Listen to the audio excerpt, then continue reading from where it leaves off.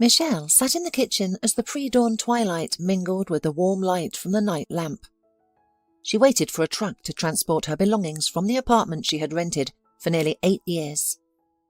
Michelle arrived at this apartment as a naive and inexperienced young woman fresh out of school and just starting college. Back then she felt like a child, and now Michelle was a different person, an adult, knowledgeable about life, carrying the weight of experience. She was even a bit envious of her younger, more enthusiastic self, who believed the best and most exciting experiences were still to come. Initially, it was like that. Life in the city swept Michelle into a whirlwind of studies, new acquaintances, and unfamiliar entertainment. It was fun. Then a series of troubles fell on her, forcing her to grow up quickly, shed her rose-tinted glasses and fight. Michelle was born and raised in the village, over 100 kilometers away from the bustling city.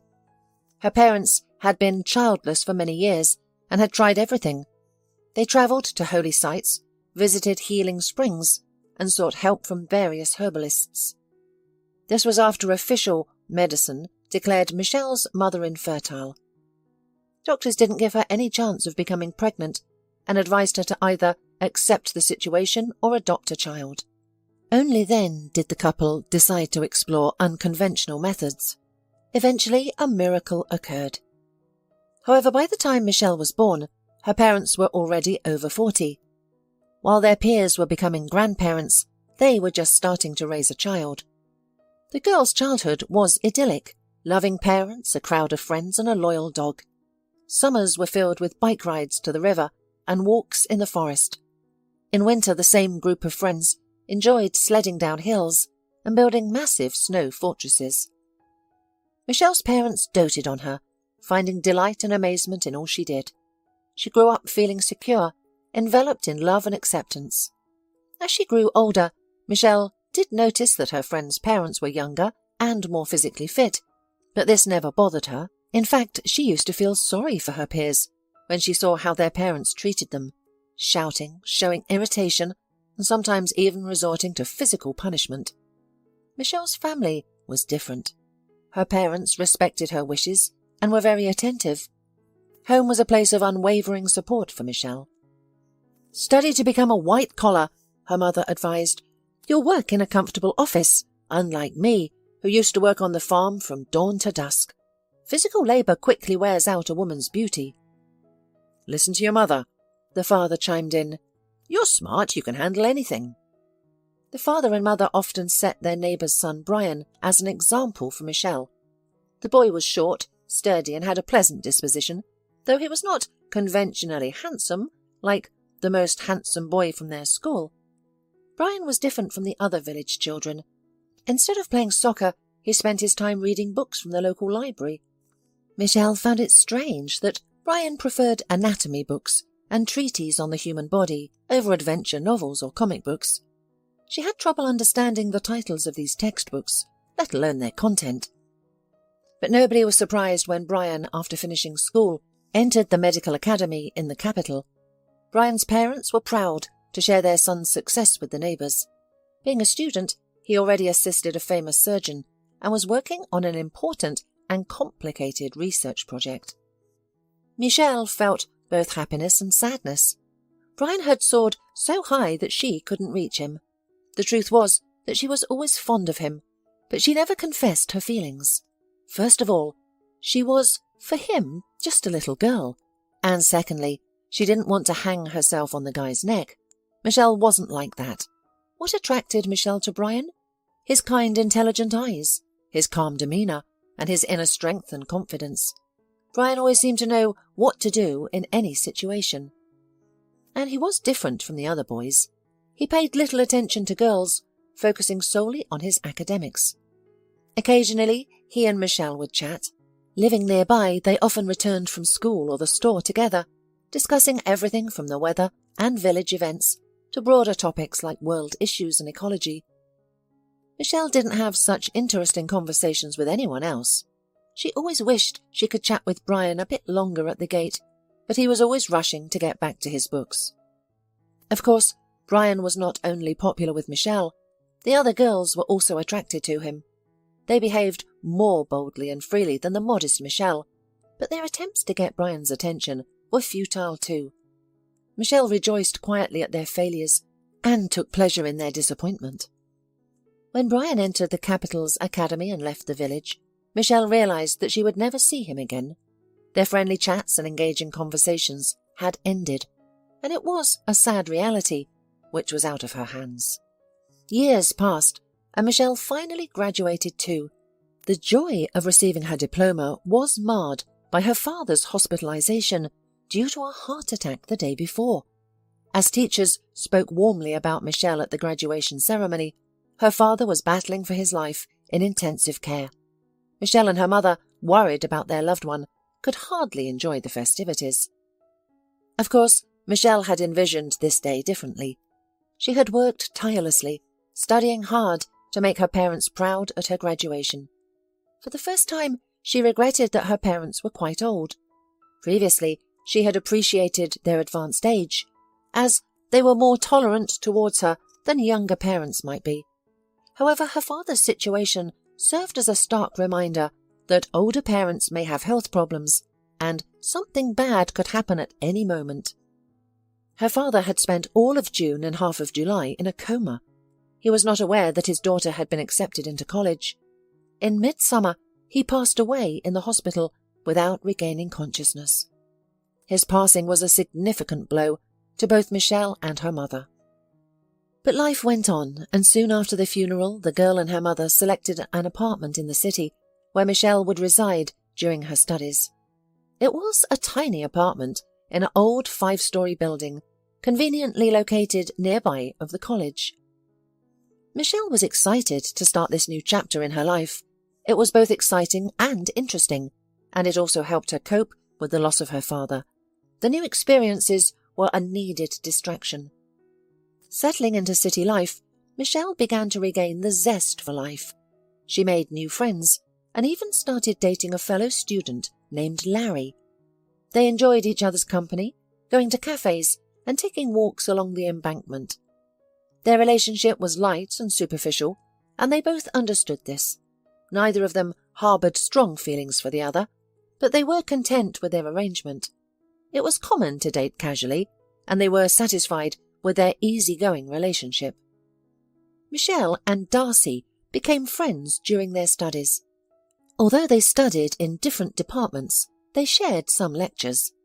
They first met when Darcy forgot her fountain pen, and Michelle lent her a spare. Darcy lived with her overbearing parents in the city, and often stayed overnight at Michelle's place to escape their control. "I envy you. You live alone. No one gets on your nerves," Darcy would often sigh. In response, Michelle would simply shake her head. She didn't argue with Darcy, knowing she wouldn't understand. Michelle envied Darcy too, for she had both her parents. To Michelle, Darcy's parents were not evil. They simply loved their daughter and cared about her future. The bitterness of her father's loss often came back to her, sometimes quite painfully. Besides, her mother also caused anxiety. She frequently had headaches and high blood pressure. Despite her mother's attempts to hide all this, Michelle could see through their video calls that she was unwell. In the end, in her 3rd year, Michelle suffered another loss. Her mother passed away from a stroke. The incident occurred in front of their neighbour, who called an ambulance, but it was too late. The neighbours in the village helped organise the funeral and memorial services. Michelle was immensely grateful for their support. But her new friends, Larry and Darcy, were not as supportive. Larry evaporated, unable to withstand the devastation that the tragedy had caused in Michelle.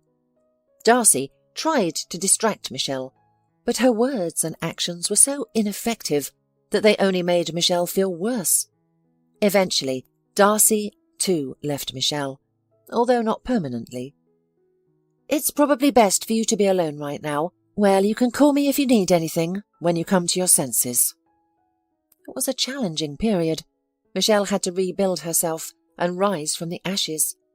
Adapting to total loneliness was not easy. For a long time, she yearned to call her mother to share news or discuss problems. However, gradually, Michelle returned to normal life. With graduation looming, Michelle's acquaintances, including Darcy, were making various plans for their post-graduation lives. Some dreamed of travelling, others considered further studies. But Michelle had only one option: to find a job. Adulthood and responsibility were daunting, but she had to survive. Despite her qualifications, Michelle couldn't find a job in her field. Who would hire a lawyer with no experience? Her 22-year-old age and gender worked against her. "You're young, you'll get married, then go on maternity leave, then perhaps a second one, followed by an endless cycle of sick leaves. We know your type," a human resources manager said to her once. While other employees weren't as outspoken, Michelle could read their reluctance in their expressions. No one wanted to hire, train, and then pay maternity and sick leave for a young, inexperienced girl. Despite her assurances that she didn't plan to marry or have children soon, no one was convinced. As a result, the girl decided to work as a cashier temporarily until she found a job in her speciality, because she needed to pay for housing and food, and there was nowhere to get money. At that time, her routine included early rising, a crowded bus ride across the city, and long, exhausting, monotonous work. She had to be extremely attentive to avoid any shortages being deducted from her salary. However, the most challenging aspect was dealing with people. Despite enduring rudeness, outright insults, and accusations of underperformance from customers, Michelle had to remain impeccably polite. Darcy couldn't understand why Michelle put up with it all. "If I were you, I'd have left this damn job a long time ago," Darcy said. The two were friends again, primarily because Darcy had fallen out with her parents and needed a place to stay. Darcy worked as an accountant in a firm where her father had secured her a job. With her parents' support, Darcy led a life of relative ease, which made it hard for her to understand Michelle's struggles. Michelle yearned for a strong, reliable, wise, and faithful man to share her burdens, but finding such a man seemed hard. But to her great surprise, Darcy managed to find a decent man at work. Art was the head of a department, and he constantly took Darcy on dates to restaurants, complimented her, gave her expensive gifts, and eventually proposed. Michelle was genuinely happy for her friend. However, she felt her own loneliness and worthlessness more acutely against this backdrop. Michelle attended Darcy's wedding. The groom's friends were interested in the attractive bridesmaid, but they all had partners, leaving Michelle alone as usual. One of Art's friends caught Michelle in a narrow corridor, pressed her against him, and whispered an obscene suggestion to become his mistress, promising material wealth. Michelle pushed him away, her mood completely soured. Of course, in searching her soulmate, Michelle also tried online dating. She stated in her profile that she was only interested in serious, long-term relationships with the potential for marriage. This probably deterred some unsuitable candidates, but unfortunately not all. Michelle had a series of unsuccessful dates. She could probably write an interesting book, or at least a lengthy article, about them. "You must have been acting a bit wrong," Darcy said thoughtfully to Michelle.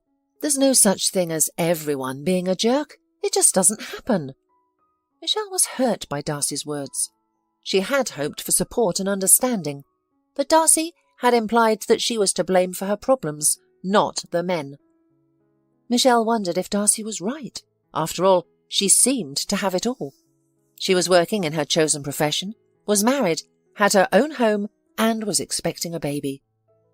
But despite Darcy's harsh words, Michelle was happy for her friend's success and desperately hoped that one day she would also be lucky. However, at the moment, her life was chaotic, filled with loneliness, financial struggles, and a monotonous job. When Darcy had her baby, the friends started seeing each other more frequently. Darcy, now a tired young mother, was struggling to cope with the baby and her unhelpful husband. She was also upset with her parents, who had promised to help with the baby, but were nowhere to be found after the birth. They themselves asked for grandchildren. Both my parents and my mother-in-law promised to help, but as soon as I gave birth, they disappeared. I'm struggling all alone with the baby. I'm not eating enough. I'm not sleeping enough. The baby is so cranky. I can't take it anymore. Michelle initially began helping Darcy with the baby once a week, and her friend appreciated her visits. Darcy would make tea, offer treats, and take a bath while Michelle cared for the baby. However, with time, Darcy started calling Michelle more frequently for help due to various reasons, such as needing to go to the dentist or the stores. Michelle, despite being tired from her own work and household chores, always put aside her tasks to help her friend. After all, Darcy was the only close friend Michelle had, and she didn't want to lose her. And anyway, friends are supposed to help each other out. That's what friendship is, Michelle thought. But she always felt awkward in the presence of Darcy's husband. Yuri seemed dissatisfied with his wife and the frequent presence of her friend in their apartment. Occasionally, they would argue in front of Michelle, leaving her feeling embarrassed. Yuri and Darcy would accuse each other of being lazy and lacking support. Before the birth of their baby, Michelle thought their family was perfect. Perhaps it was just an illusion. And then a real problem happened in Michelle's life. During a cash register audit at the supermarket, a significant shortage was discovered. Michelle was accused of stealing that money. Upon hearing that accusation, she was stunned and felt nauseous. She didn't have that kind of money, and she would have to work for 6 months for free to pay it all back, and not to eat, not to drink, not to pay the rent. So how can this be? Michelle tried to defend herself to her boss. It must be a mistake. I couldn't have let this happen. I'm careful with my work. I've been working for you for a long time, and nothing like this has ever happened. Well, it's happened now. The supervisor looked at Michelle accusingly, creating a distance between them. She was usually friendlier to her as a long-time employee. What do we do now? What do you mean, what? Pay off the shortfall. Otherwise you're facing a criminal case for embezzlement or theft. I'm not sure how they classify it now. Either way, you're in big trouble. But I don't have that kind of money. Maybe I can pay it back gradually. I could give you half of my salary until it's paid off. The boss shook her head. The money must be in the cashier's office soon. The whole sum. No installments. But where will I get that amount of money? I don't know. Borrow from someone or take out a loan. At this moment, her phone beeped insistently in her jeans pocket, displaying Darcy's name on the screen. Hi, need babysitting again. She needs babysitting again, Michelle guessed, and suddenly a thought struck her. Of course, Darcy. She has often boasted about having a financial cushion for her maternity leave. She will surely help me out, and I will try to pay her back as soon as possible. That's the solution. Michelle! Darcy's tired voice sounded over the phone, a baby's demanding cry in the background. Michelle, I need to go out for a couple of hours this evening. Can you come over after work to babysit my son? I will. Thank you. You're the best friend I've ever had. Michelle was confident that Darcy would assist her in her problem, especially as she had the means to do so. That's the situation, Michelle said after sharing all the story. I'm in a tough spot, and you're the only one who can help me. It was uncomfortable for Michelle to ask, but she felt she had no other choice. Yet upon hearing her request, Darcy tensed up and fidgeted in her chair. Michelle, I'm sorry, but I can't help you, Darcy replied finally. Why not? Michelle couldn't believe. Why? Darcy began, sounding annoyed. First, Art and I have a mortgage. His job isn't always stable, so we're slowly using my savings. Plus, we have a baby. Diapers, formula. You don't realize how expensive it all is. I understand. Michelle nodded, her last hope for a solution fading. Darcy couldn't help her, and it was terribly disappointing. Can you still babysit, despite my refusal? Darcy asked, looking down. Of course. How could you ever think otherwise? We're friends, Michelle assured her. In the end, Michelle had to take out a loan. Her already frugal lifestyle became even more stringent. She took on another part-time job, worked day and night, and spent her spare time caring for Darcy's child. Meanwhile, Darcy acquired a new car straight from the showroom.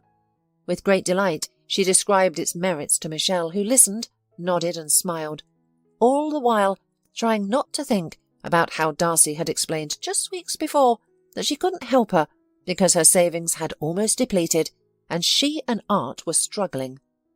It turned out that Darcy could have lent her friend money, but she didn't do it. Michelle understood that Darcy should not have to sacrifice her dream of a new car for her sake. After all, how Darcy spent her money was her business. She owed Michelle nothing, so there was no reason for Michelle to take offence. And Michelle wasn't offended. She still visited Darcy in her spare time to help with the baby, making sure her friend knew she wasn't alone. The summer and beautiful golden autumn flew by quickly, and cold weather arrived. It was then that Michelle realised she had nothing to wear. Her old jacket was in disrepair, stained with a mark that refused to wash out. She urgently needed new clothes, but how could she afford them? All of Michelle's salary went towards rent and loan payments. She survived on bread, cheap pasta and canned food. Nevertheless, she needed to wear something. Darcy suggested, "Go to the flea market." "What?" asked Michelle, not understanding. "Well, there's one near the station, where the old fountain used to be, remember? People gather there to sell used items. I'm sure you'll find something." The next weekend, Michelle decided to visit that flea market. Initially, she was put off by the name, assuming the items would be dirty and untidy. However, she was pleasantly surprised. The market was filled with tall stalls, similar to a regular market, and the items were quite decent. Dishes, clothes, toys and antiques. Michelle felt as if she was walking through a museum. There were old plastic puppets, books in shabby bindings, and even a gramophone, a true rarity. Michelle's main interest was outerwear. She eventually found the right row, filled with bright short jackets, quality down jackets, and even fur coats. A beautiful, soft blue coat immediately caught Michelle's eye. It was elegant, stylish, and appeared to be in like-new condition, with no scuffs, stains or holes. Plus, it seemed to be the right size. The seller turned out to be a woman in her 50s. "You seem to like the coat," she smiled. "Try it on. I think it will fit you. I can tell it's your style, and I've got an eye for these things." Michelle tried on the coat and found the saleswoman was right. It suited her figure. She even admired herself in the mirror. When the saleswoman stated the price, Michelle was astonished. It was inexpensive. She could easily afford the beautiful coat and couldn't believe her luck. Eventually, Michelle left the flea market in the sky blue coat. The weather had turned cold, and she didn't want to wear her old thin jacket after trying on the elegant coat. Dressed in the beautiful clothes, Michelle felt more confident, relaxed and happy. It seemed like a small thing, but it greatly affected her mood. She felt as if everyone was looking at her admiringly. And perhaps they were. A pretty girl with a slight smile on her lips, wearing a beautiful coat, would certainly attract attention. Michelle decided to exit the bus early and walk to her house, planning to buy something tasty from the store on the way. It's okay to treat yourself once in a while. As Michelle was hurrying to the grocery store, she heard someone's voice. Slowly, Michelle turned around and saw a gypsy girl on the deserted sidewalk. She was tall, swarthy, with a white-toothed smile. She wore a shawl from under which a long black braid, adorned with beads and thin ribbons, peeked out. A short jacket, a floor-length skirt, and bulky sneakers completed her look. "Let me guess your future, pretty one." Probably she's a bad fortune-teller, if she can't see that her potential client has no money at all, thought Michelle. "I'll just do fortune-telling," the girl suddenly said, examining Michelle with her black eyes. "Free fortune-telling. I'm just learning. I need to practice." Michelle grinned, suspecting the girl was a young con artist. "I see you don't trust me," the gypsy girl clucked her tongue. "Well, well, Then I'll tell you a bit about your past. Then you'll realize that I'm not deceiving you." "Well, I'm listening." Michelle relaxed for some reason. The girl was so sweet, so friendly, that she completely put her at ease. "I see that life isn't easy for you. I see loneliness, past losses. Oh, they were very close to you. Your parents, probably, yes?" The fortune-teller looked sympathetically at Michelle, who nodded affirmatively. Surprisingly, the girl accurately read her past. "But you didn't give up. You didn't break. You're strong," continued the young gypsy. "And you won't break. You're alone now, and it's hard. Just know that your life will soon change. It's already starting to change. You just don't see it yet." "Really?" Michelle looked hopefully at the gypsy. "Of course. I see that you'll have money soon. Lots of money. You'll forget about poverty once and for all. You'll have luck soon." "I wish I had," smiled Michelle. "I like your prediction. I wish it would happen soon." "It will be soon," replied the young gypsy seriously. "I see that you're skeptical, but want to believe. You'll remember my words. However, it's not money that will bring you happiness. It's something else. Later, a little later, you'll meet your man. He's already searching for you. He'll find you soon. You'll be happy. Oh, I see babies. Shall I tell you how many you'll have?" "No, I'd rather leave it as a surprise." Michelle was warmed by the novice fortune-teller's prophecies, and tears began to gather in her eyes. Perhaps she simply confused Michelle's dreams with her future. That was all. "No, I'm not mistaken to that extent," protested the gypsy. Michelle shuddered with surprise. Has she read my mind? She wondered, feeling goosebumps crawl down her back. "And when? When will all this happiness suddenly befall me?" she asked. "I'll give you a hint, even though it's a bit intrusive. You'll figure it out eventually. It's all about your new coat. Examine it at home. Be cautious," the gypsy suggested. "Wow," Michelle smiled. "And what should I look for?" "You'll find out," the gypsy woman replied evasively. "I've told you too much already. Everything's going to be fine. Don't be afraid, and believe in the good." "All right, thank you." The gypsy girl waved goodbye and hurried away. Michelle watched her until she disappeared behind the trees. She didn't believe in the fortune-teller's prediction, but nevertheless, she examined her coat when she got home. She searched the pockets, scrutinized the collar, and probed the lining. Suddenly, she felt a rustling piece of paper. Could it be a large bill? The gypsy did promise money, Michelle thought. What if the old coat's previous owner hid something valuable in it? Carefully, she ripped open the lining and reached inside, pulling out not a large bill, as she had hoped, but a piece of paper. The quick scrawling handwriting on the scrap of paper took her by surprise. It seemed like a treasure hunt guide. The gypsy had promised wealth. However, the contents of the note shocked Michelle. "Please help," read the young woman. "This is not a joke or an evil prank. I've been kidnapped. I'm locked up in a basement, forced to repair old items, which I believe he sells. I'm in a village not far from the city. I don't know the name, but I saw a sign that says 153 kilometers. The house is on the outskirts of the village. It's always quiet here. No one lives nearby. Immediately behind the house is a forest, or a garden. I can't identify it. I fear he'll kill me, like he did the others. Please, save me." Michelle's breath hitched, her hands shook, and her temples throbbed. The person who wrote this was in danger, gripped by a fear she couldn't fathom. What should she do? Michelle had no doubt the note was a genuine plea for help. She made the only decision she thought was right. She put on her new coat and went to the nearest police station. Initially, no one paid attention to Michelle and her case. "Kids are just playing around, can't you see?" An overweight policeman with tired, reddened eyes told her. "These pranks are ridiculous. I've seen many pranksters in my time." But Michelle was persistent. She knew that she was the man's only hope. The person who wrote the secret message was relying on her. only Michelle could save him from his captivity. She needed to act fast. She didn't know how long the note had been in her coat. It could already be too late, but she refused to entertain that thought. Finally, a young officer agreed to take Michelle's statement.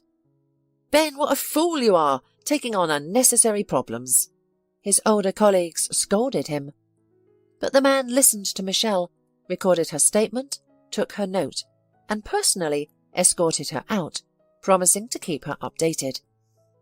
Michelle repeatedly asked Ben if he was merely trying to dismiss an intrusive visitor, but he reassured her that everything would be handled appropriately, leaving her with no choice but to trust him. She had done all she could. Now it was up to the law enforcement officials. Only 4 days after Michelle's visit, the same operative called her for a meeting. She had to take a day off work, a luxury she could scarcely afford. "Thanks to you, a significant case has been solved." Ben greeted Michelle with a friendly smile. "Have you heard about Pamela McKechnie?" Michelle nodded. Everyone knew about Pamela McKechnie. Her father was a notable figure in town, co-owner of the major metallurgical plant and a deputy. Wealthy, famous, influential. His daughter Pamela had disappeared 3 months prior. Despite having a driver and a security guard, the 16-year-old girl, who was studying at a prestigious language school, vanished on her way from school to her car. No one understood how that could happen. There were numerous theories. Many thought that Mr. McKechnie's rivals decided to manipulate him through his daughter with a carefully planned kidnapping. However, if she were kidnapped for ransom or coercion, the culprits would have already given their demands to the distressed father, yet they remained silent. Another theory was that Pamela ran away. The child sought freedom from her influential father, overbearing mother, bodyguards, chauffeurs, and endless routines. This version, which seemed the most romantic, was avidly discussed on social media because it was reminiscent of a TV series or movie. Despite extensive searching, Mr. McKechnie could not find any trace of Pamela. In desperation, he posted citywide ads promising large rewards for any information about his daughter. "So, was it Pamela who wrote that note in my coat?" she asked. The investigator nodded, his smile broadening. "We saved the girl just in time. She's alive and well. She's in the hospital, suffering from exhaustion and a nervous breakdown. But her father will provide excellent rehabilitation, and she'll be back to her old self in no time. There are some papers for you to sign. Your statement played a crucial role in saving the girl." Michelle felt goosebumps on her back. Wow, if I hadn't bought that coat and met a gypsy on the way— A gypsy? She deserves gratitude too. Without her words, who knows when I would have discovered the note under the lining. Maybe I wouldn't have found it at all. Or I might have washed the coat, making the text unreadable. Michelle decided to ponder this thought later. Right now, she was more interested in the details of the rescue. What happened to Pamela? Why did she disappear? "That's a story," said the investigator, pulling a pack of cigarettes from his pocket. He looked at Michelle and asked, "Do you mind?" Michelle shook her head. It seemed the conversation would be a long one. But she wasn't in a rush. She had taken the whole day off. The investigator began to speak in a smooth, measured tone, revealing himself to be an excellent storyteller. From early childhood, young Pamela McKechnie was used to having her every wish immediately fulfilled. Want an expensive toy? No problem. A dress from a famous designer? Right away. Recording a music video in a real studio? Also possible. The only thing missing for Pamela was freedom. Her days were scheduled down to the minute, lessons and extracurricular activities. And Pamela was already a grown-up girl. She wanted love, friendship, freedom. She wanted to know better the world beyond the fence of the mansion. It beckoned so much, seemed so interesting, full of adventures and bright events. One day, Pamela ran away. She evaded her vigilant guards and driver after school, leaving behind the confines of her private school.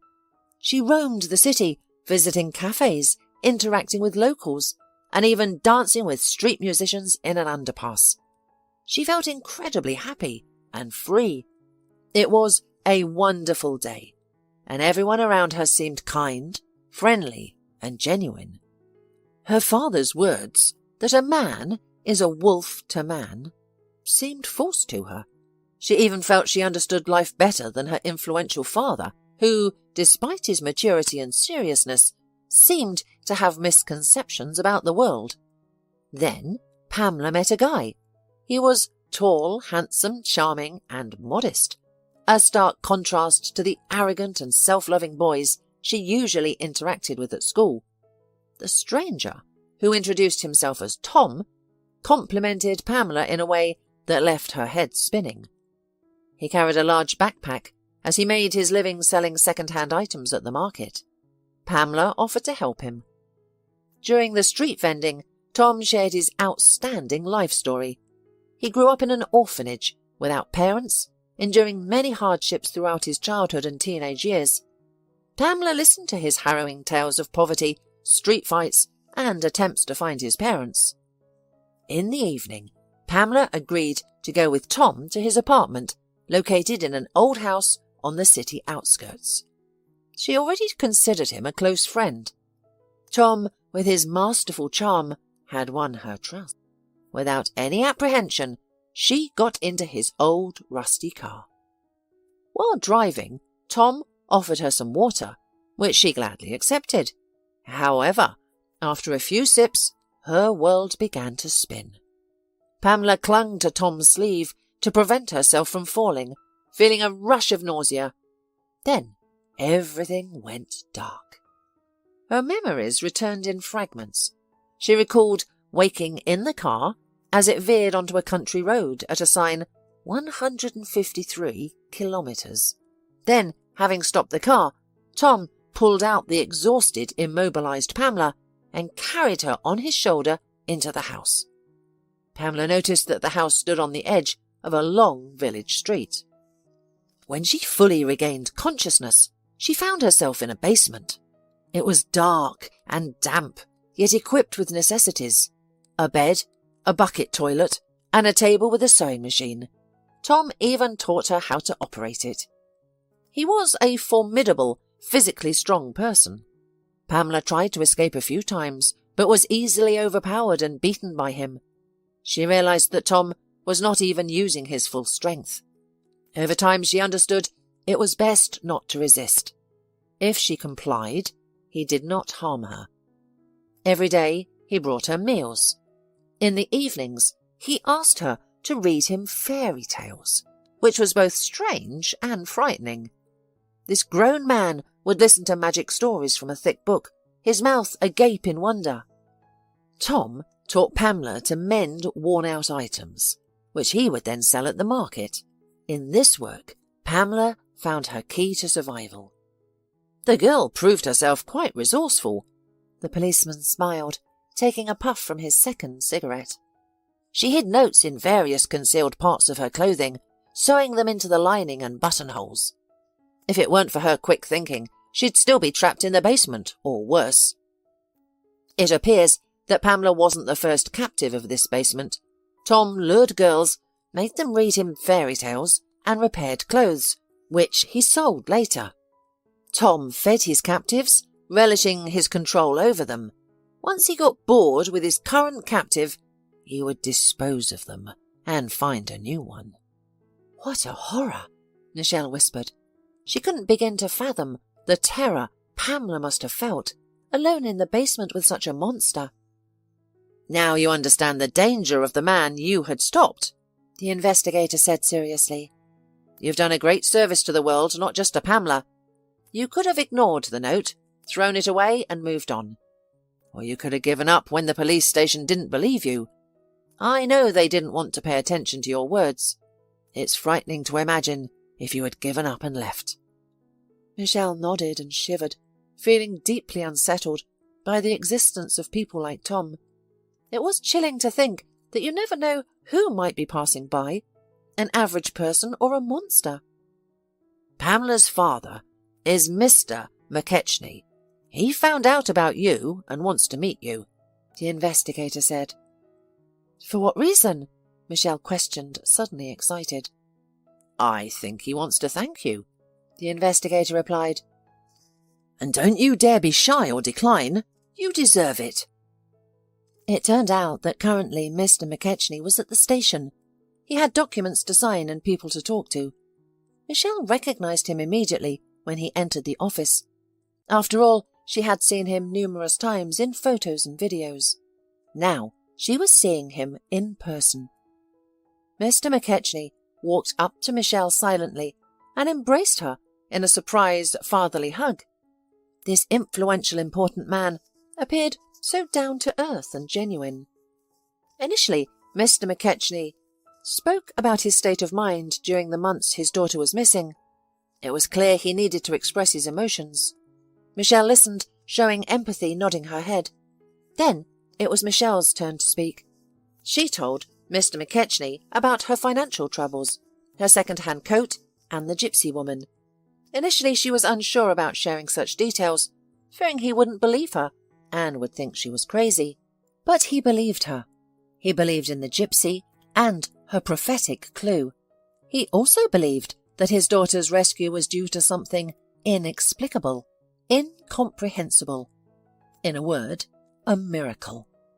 "You are a good, kind, decent girl," Mr. McKechnie finally said, as their conversation was drawing to a close. "The most important thing is that you are not indifferent. Your case has saved not only my Pamela, but many other girls who might have been after her. I'm sure of it. Of course, I'll thank you. You won't be in need any more. The gypsy girl was right about that too. I'll pay off your loan debt today and transfer the money to you. Of course, my gratitude can't be measured in money, but I'm pleased to think that I've helped you in some way." Mr. McKechnie kept his promise. An hour later, Michelle received a text message from her bank. She couldn't believe her eyes when she saw the amount on the screen. She was not yet used to such wealth. Michelle's life changed dramatically after becoming wealthy. She resigned from her supermarket job and searched for a new one, taking her time. She was no longer driven by poverty. She found a good job which was remote and well paid. Ironically, she started earning well when she didn't need money. Michelle was finally able to afford her long-time dreams. She got her driving license, bought a car, and purchased beautiful dresses. She even considered buying an apartment. She could afford any property in the city, but she wasn't sure she wanted to stay here. Once, she thought wealth was a guarantee of a carefree life, but she discovered that wealth was also a test. After becoming rich, Michelle was disappointed in people, especially those closest to her. Darcy was the first to distinguish herself. After leaving the police station, Michelle immediately shared her extraordinary experience with her, and soon her attitude towards Michelle changed. Darcy became more attentive, caring and polite. She frequently complimented Michelle, a stark contrast to her previous habit of teasing Michelle's appearance and behaviour. It irritated Michelle to realise that Darcy was flattering her, that she was constantly belittling herself and elevating Michelle to make her feel like a queen. Now, each of their meetings followed the same script. Darcy ordered delicacies and expensive drinks, described her miserable life in vivid detail, and hinted at her friend solving one of her problems.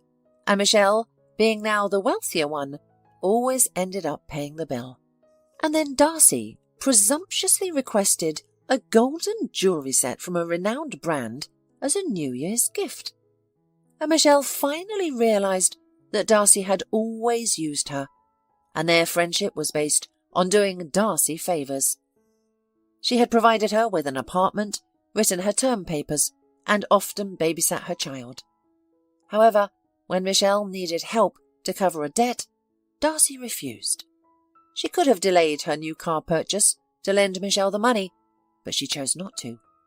Looking at their friendship from a new angle, Michelle finally ended it.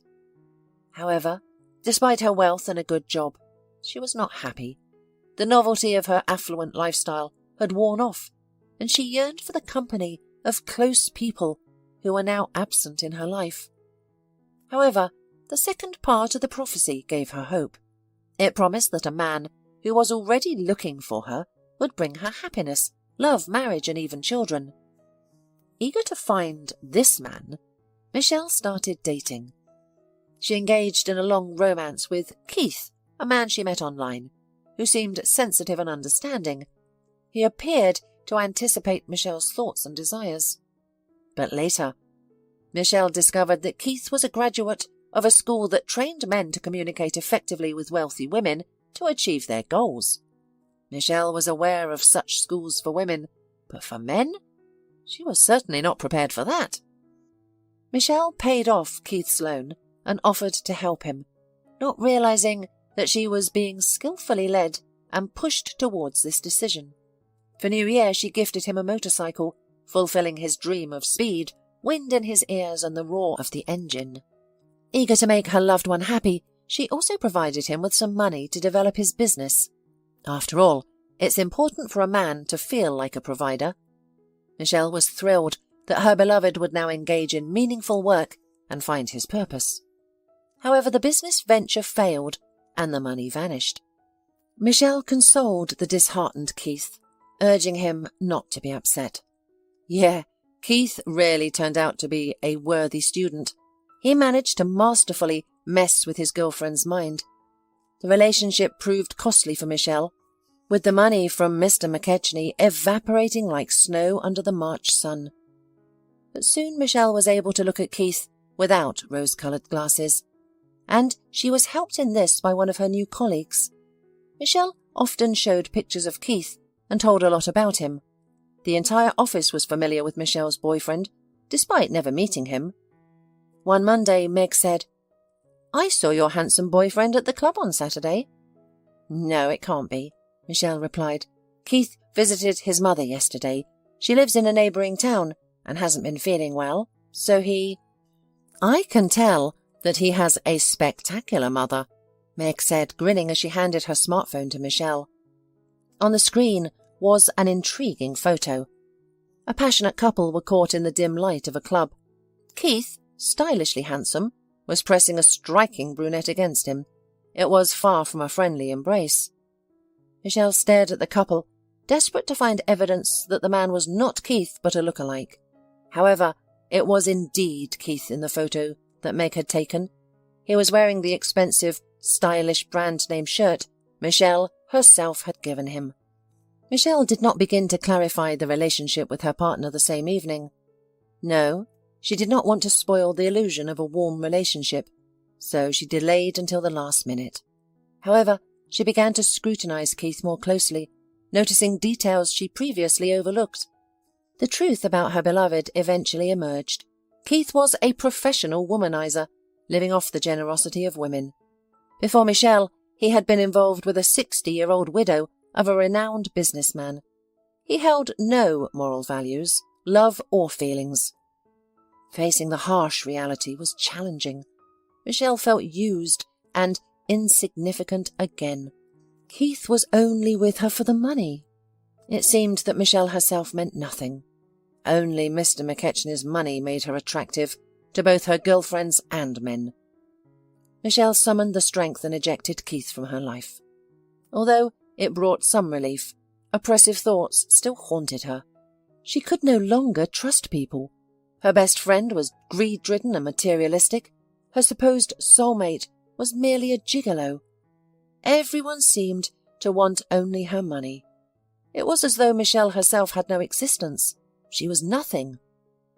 Eventually, the woman came to what she believed was a splendid decision. She would leave the city. After all, what is holding her here? Her job was remote. She could visit the office twice a week, on Mondays to collect documents, and on Fridays to submit processed paperwork. That was more than sufficient. Michelle decided to live in the house where she grew up, where she had been happy, where she belonged, and where she would find happiness again. Michelle felt the need to take a break from life, to be alone with her thoughts. She believed a slower pace, silence, and a lack of rush would help her find balance and peace of mind. Now, Michelle is sitting on her suitcases and boxes waiting for a truck. She's leaving the apartment she rented for many years. She moved in as a naive student, full of plans for a bright future. Now she's leaving as what? A successful woman? Or an unhappy, lonely, disillusioned person? Michelle couldn't answer this question. Her parents' house greeted her with closed shutters and a heavy silence. It had been a long time since her last visit, and she missed it. She looked at the cobweb-laden corners, recalling how clean and cosy it was when her mother was alive. It was sad to see the house quiet, deserted, unattended. Michelle stood up, picked up a broom, and went into the hallway. She decided to start cleaning there, and the process warmed her soul. As Michelle wiped the dust off the shelves, she realized that she would never sell this place, not for all the money in the world. Over the course of the day, several neighbours, all long-time residents, visited Michelle. One of them was Mrs. Bison. "Michelle, it's you, isn't it? Hello, darling, it's been a long time," Mrs. Bison greeted. "Yes, it's me," Michelle smiled at her neighbour, pleased to see a familiar face from her past. "You're not thinking of selling your parents' house, are you? I see you're cleaning up."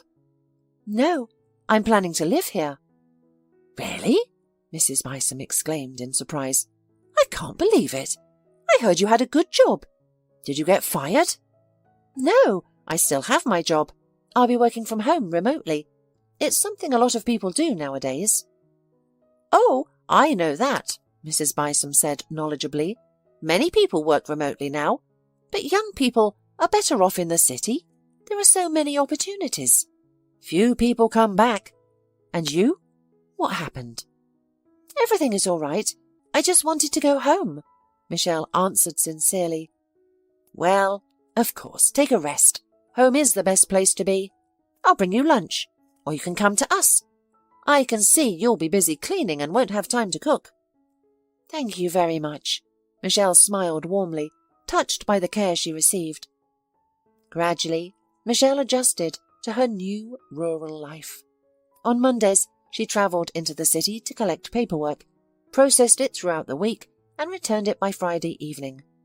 Her schedule was relaxed and consistent. Typically, she completed the planned paperwork by midday, leaving her afternoons free for gardening.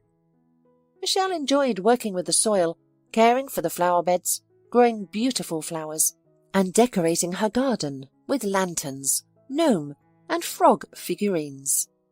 And Michelle also read, sitting on the porch in a big soft armchair, which she herself had brought here from the living room. She had never had time to do that before. Now she had time, and she was eager to make up for lost time. She was reading one book after another, and even bad weather was not an obstacle to reading in the fresh air. If it became cold, Michelle simply dressed warmer and wrapped in a plaid. If it rained, she was still hidden by an awning from the rain and enjoyed reading and the clatter of drops on the brightly coloured floor. One day, close to evening, Michelle was working in the vegetable garden. It was the very beginning of fall, Michelle's favourite time of the year. The intense heat had subsided, yet the first frosts were still a long way off. Nature was bursting with vibrant colours, and the air carried the scent of wild flowers. Evenings were becoming crisp, so Michelle wore her mother's warm sweater. Her hair was tousled, and she wore old boots on her feet. After all, she was heading to the vegetable garden, not a fashion show. Living in the countryside offered the benefit of not needing to style her hair, apply makeup, or look perfect. However, that evening, Michelle wished she had dressed a bit more appropriately. "Michelle, is that you?" A pleasant, male voice unexpectedly called from behind the fence. Michelle's mind had been wandering, as it often did recently, but she turned around quickly and met the gaze of the man she had idealized throughout her childhood and adolescence. Although he wasn't a man back then, he was a child.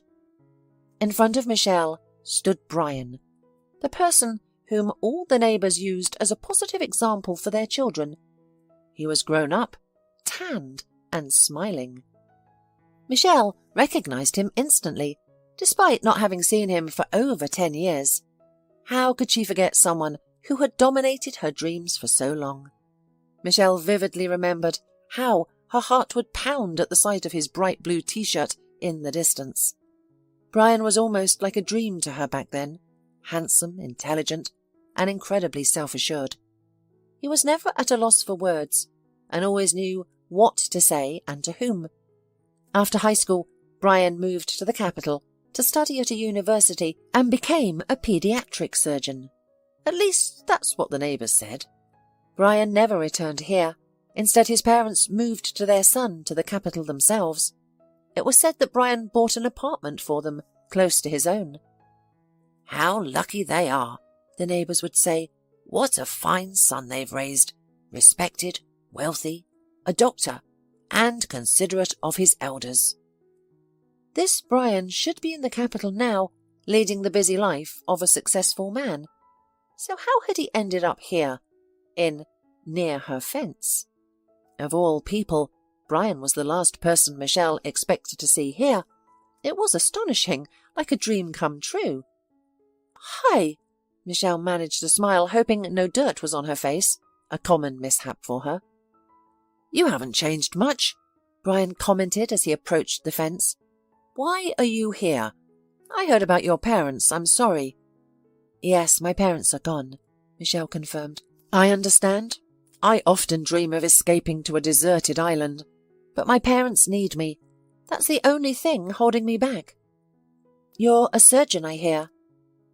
"A pediatric cardiac surgeon," Brian clarified. Michelle found herself looking at his fingers, the slender, long fingers. No one would believe that Brian grew up in the village, and these very hands chopped wood and milked a cow and carried heavy weights. "And I work as a manager. I work remotely, which allows me to live here." "How do you like it? Are you content with this life?" Brian looked intently into Michelle's eyes, compelling her to tell the truth. "Well, of course, I like everything. Listen, why are we standing here? Why don't you come in, if you're not in a hurry? Or sit on the patio. I'll make you tea with raspberry leaves. I remember you used to like that when you were a kid." "I still do, I guess," smiled Brian. "I haven't drunk it for a long time, though, and I've forgotten the taste, I think." They sat on the patio under the rapidly darkening sky. Michelle switched on a lantern, and in its light the gnats and moths danced their eternal dances. Large and bright stars lit up one after another in the sky, the kind you can only see in the countryside. Michelle wanted this moment to last as long as possible, with Brian sitting next to her, speaking in his lulling, pleasant voice. He was so special. Michelle hadn't realized her childhood feelings were still alive. Maybe her relationships with other men didn't work out because she unconsciously compared them with Brian. Brian exuded warmth and acceptance, which Michelle could physically feel. She sensed that he, too, was pleased to sit with her and talk as if no long years of separation had occurred. "You know," Brian suddenly confessed, "of everyone in the village, I found you the most interesting to talk to. You were always so thoughtful and understanding." "That's very nice to hear," Michelle sincerely responded. Brian began to talk about his life. He resided in the city, devoting most of his time to work, teaching students and studying. He was constantly learning new things, honing his skills, and practicing with experienced professors and surgeons. Brian excelled in handling the most challenging cases and sought out such patience, enjoying the difficult tasks. When Brian spoke about his work, his eyes sparkled. Michelle smiled. It was clear that he loved his job. Brian had found his path, his place in life. He came to the village because his parents asked him to take some things from the house. "How about you? Tell me about yourself." "There's not much to tell, really," shrugged Michelle.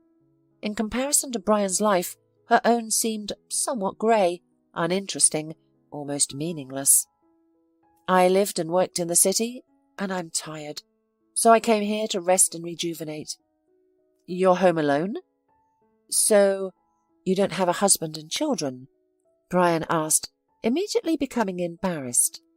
Oh, I'm sorry, that was a tactless question. No, it wasn't, Michelle smiled. She was pleased that Brian showed interest in her personal life. You're right. I don't have children or a husband. I'm alone. Brian smiled understandingly. I'm also alone. I recently ended a strange and difficult relationship, but I don't feel lonely. I feel free, even liberated. This confession pleased Michelle. She even had to avert her eyes so that Brian would not notice the impression his words made on her. Michelle remembered a prophecy that soon she would meet her true love. Her heart told her that this time there would be no disappointment.